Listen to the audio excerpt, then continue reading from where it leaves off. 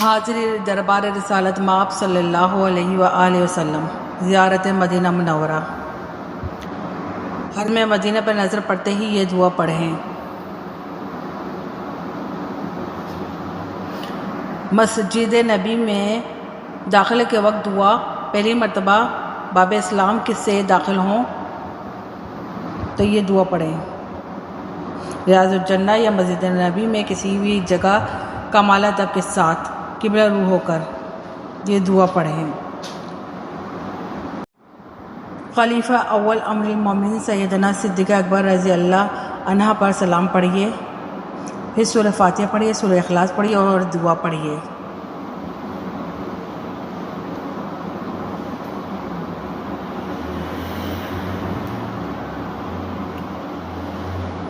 خلیفہ دوم امیر المومنین سیدنا عمر بن الخطاب رضی اللہ عنہ پر سلام پڑھیے،